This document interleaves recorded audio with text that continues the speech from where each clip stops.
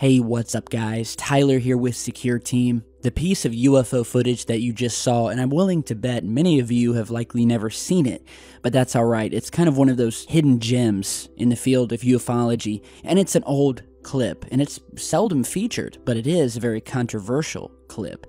Alleged to have been recorded back in the mid-90s, possibly the early 90s, maybe even the late 80s, we just don't know. But it's said to be of an alien vehicle being tested over the very secretive base we know as Area 51. Now, again, we don't know exactly when this was recorded, by who, but what we do know is that it is a legitimate piece of footage that shows what can only be described as a non-conventional aircraft. Does not look like a plane or anything I've ever seen before. It's not a drone. You know, we didn't really have drones back then. And it was recorded on the standard VHS videotape, which explains the poor quality. And we know that it was at some point leaked. It was transferred into a digital format and leaked online. And it's one of the most mysterious pieces of footage in ufology. And I wanted to use this as kind of a segue into today's topic, and that is the question of evidence and the burden of proof as it pertains to the UFO phenomenon. Now, just today, I came across a clip that comes from the podcast of Joe Rogan. Many of you, I'm sure, know who Joe Rogan is. He was the host of Fear Factor for many years, and he operates a very successful podcast and YouTube channel, one of the most watched YouTube channels on the internet, and I am a huge fan of Joe Rogan. I have been for years, and I still am, despite what I'm going to talk about today. And so I watched a clip with him where he had just done a recent interview with a man by the name of Mick West. Now, Mick West, who I had never heard of before, is a game programmer, a writer, and a self-proclaimed debunker. And so today I was kind of shocked to see a clip from this new interview where he was sitting down with Mick West. The title of the clip, by the way, was, quote, "Joe Rogan on UFOs and aliens. There is no evidence." And while I'll put the clip down in the video description, the link that is, but basically in this small clip, Joe Rogan is talking with Mr. West about the alien subject, and in a nutshell indicates that there's really no evidence that prove the existence of aliens and UFOs, and that there's just no concrete evidence. And of course, Mr. West, who is, I guess, a self-proclaimed debunker, he basically goes on to insinuate that the UFO research community, as in all of you guys and people like me, are all just a bunch of conspiracy theorists who don't have any proof and who are all suffering from this sort of delusional confirmation bias, wherein which we all accept without debate every piece of footage or picture that comes to us, and that basically we have no evidence except photographs and videos of reflections and street lights and drones and swamp gas. He did not portray us in a very flattering way. You know, I was kind of shocked to see Joe Rogan agree with him and go on to state that there's really no evidence for aliens and UFOs. And that's what I want to talk about today, because for the first time in a while now, I'm going to have to disagree with Mr. Rogan. And again, I mean no disrespect, I'm still a big fan of him, but I think that he is way off base with this claim that there is no hardcore evidence. To the contrary, there is a ton of evidence for UFOs and alien visitations. And if you've watched our channel for any extended period of time, you will know this to be fact. Now, again, let's not forget that this is a very secretive and highly protected subject matter.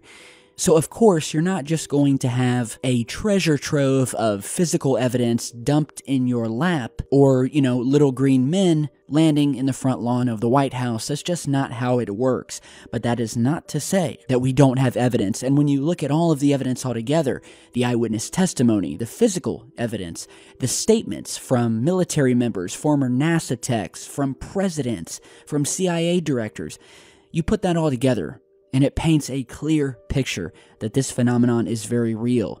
So first of all, let's just start off today with some of the things said by some very high-ranking people, whether it be in the government, the White House, the scientific community, and what have you. So I first want to start off with one of my favorite quotes, which comes from a former CIA director by the name of Roscoe Hillenkoetter, who in 1960, this is before the topic of UFOs was in the mainstream, no one was talking about this stuff, and yet even then, he is quoted as saying that behind the scenes, high-ranking Air Force officers are soberly concerned about UFOs, but through official secrecy and ridicule, many citizens are led to believe that unknown flying objects are nonsense. Radar bombing expert Lieutenant Colonel Richard Hedrick once said, and I quote, "Saucers exist. I saw 2 of them. They were intelligently flown and operated through evasive tactics, formation flight, hovering. They were mechanisms, not United States weapons, nor Russian. I presume they are extraterrestrial."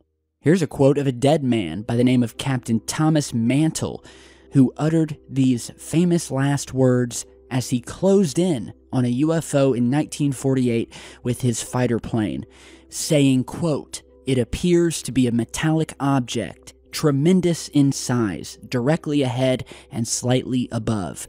I am trying to get close for a better look." Just a few minutes after this, his plane was to crash and he was to lose his life. Here's a quote from the Commander-in-Chief of the Indonesian Air Force, who said, quote, "UFOs sighted in Indonesia are identical with those sighted in other countries. Sometimes they pose a problem for our air defense, and so we have been obliged to open fire upon them."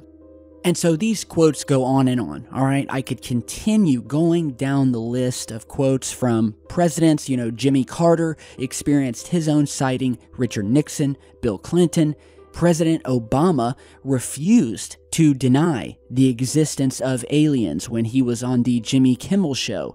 Now, you would think that if aliens and UFOs did not exist, that President Obama would have simply said, "We have no information on this, it's nonsense, I have seen nothing." But he refused and admitted that it was classified and that he could not tell the public. Very, very telling.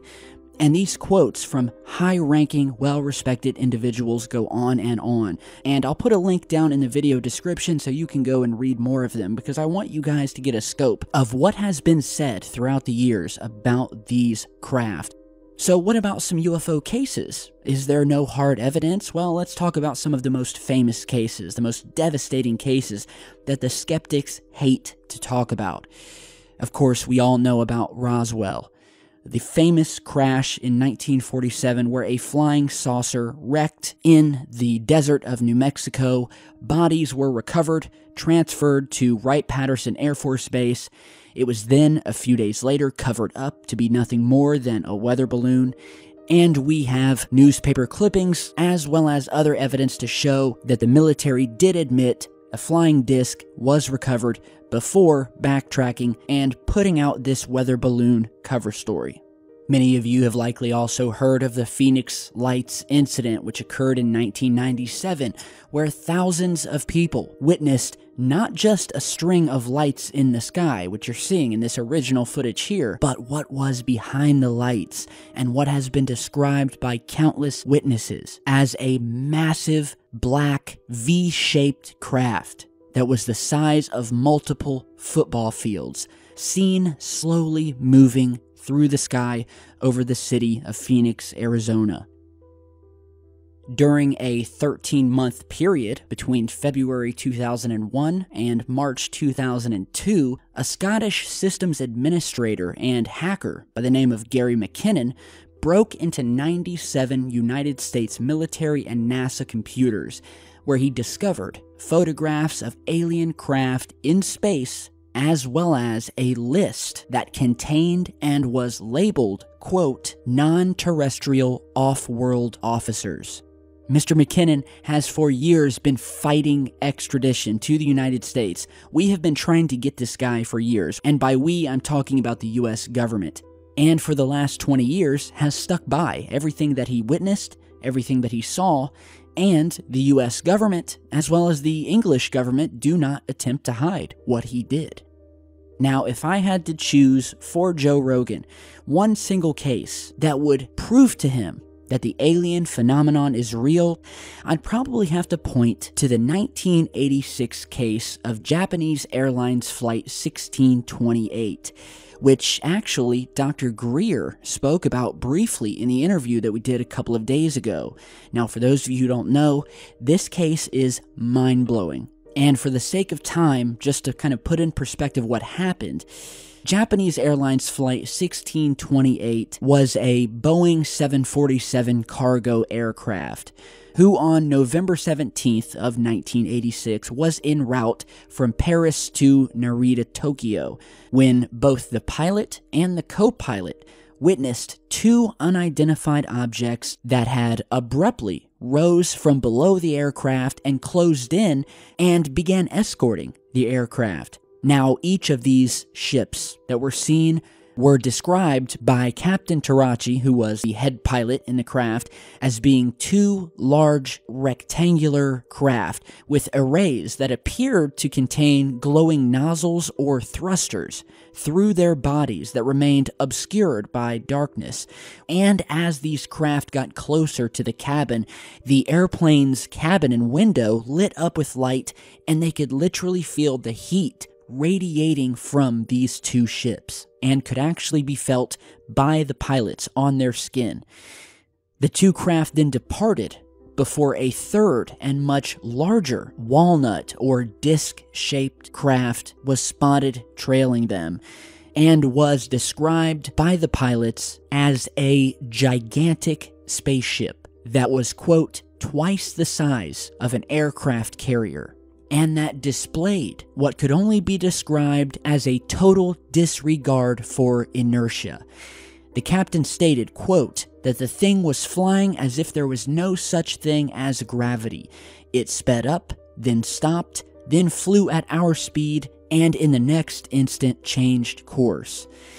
Now, what is also very devastating for the skeptics who have looked at this case is that these UFOs were tracked on multiple radar systems and were confirmed to be legitimate unknown objects that were not planes and that could not be explained by the airlines, by the Flight Control Center, nor the United States government.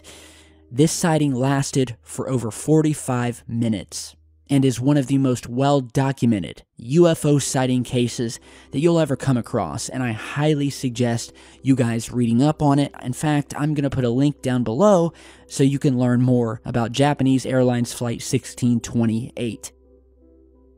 When the so-called Battle of Los Angeles occurred, it happened 5 years before Roswell, 5 years before Kenneth Arnold's landmark sightings of flying saucers in the Pacific Northwest, 3 years before the Battle of the Bulge, and 2 years before D-Day, where on Wednesday, February 25th, 1942, thousands woke up in the middle of the night to the sudden appearance of an enormous round object sitting in the skies over LA, which then triggered an immediate blackout with thousands of air raid wardens scurrying all over the darkened city while the drama unfolded in the skies above.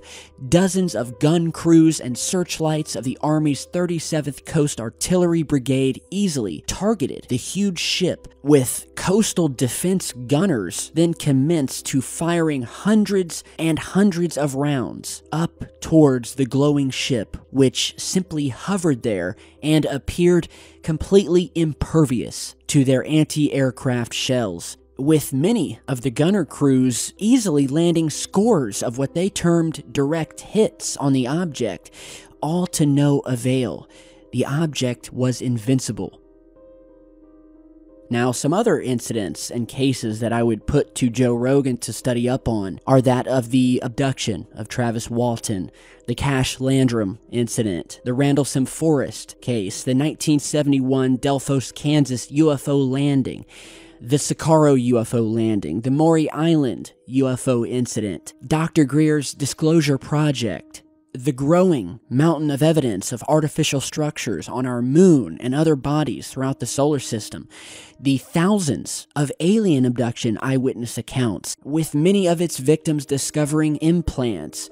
Many of you may have heard of Dr. Roger Lear, who sadly passed away a couple of years ago, but who was a podiatrist and a surgeon as well as a ufologist, who had removed over a dozen of these alien implants from these abductees' bodies and claimed that some of these devices even emitted radio signals, followed by laboratory testing of the implants that implied that they were of an extraterrestrial origin. If we're talking about physical evidence, I'd refer Joe to cases like the Falcon Lake encounter, where a man by the name of Stephen McCulloch witnessed an alien craft and was so close to it, in fact, that he suffered third-degree burns on his chest, displaying an obvious pattern of what he described as the ventilation or exhaust panel that was on the side of the saucer-shaped craft that had nearly killed him. I would also refer him to the Bob White artifact, which refers to what can only be described as a physical piece of an extraterrestrial nature that was left behind by an alien craft that was sighted as it was flying away before being discovered on the ground below where the craft had been. The object itself being about 7.5 inches long, shaped like a teardrop, and has a coarse metallic exterior and weighs less than 2 pounds. And they have had this thing tested by numerous laboratories. They have tested it, they have scanned it, they've done isotope abundance ratio tests, where they found that this object was of a composition not found anywhere on Earth, and that it could have only been manufactured off-planet. So, look, there's so much evidence that it would take me 100 videos, each being 24 hours long, just to scratch the surface. And so I would say to Mr. Rogan and to the self-proclaimed debunker and video game programmer, Mr. West, for them to really, and I mean really, do their research before arrogantly dismissing this topic and this research and the millions of people within it as nothing more than delusional conspiracy theorists who believe anything they're told and with no evidence to support our claims. There is a mountain of evidence here, and I think you guys know that, and I pray that Mr. Rogan will look back to the days where he was an advocate for this research. The absence of evidence is not the evidence of absence. I am officially done with my rant. Thank you guys for stopping by today, and have a great rest of your night.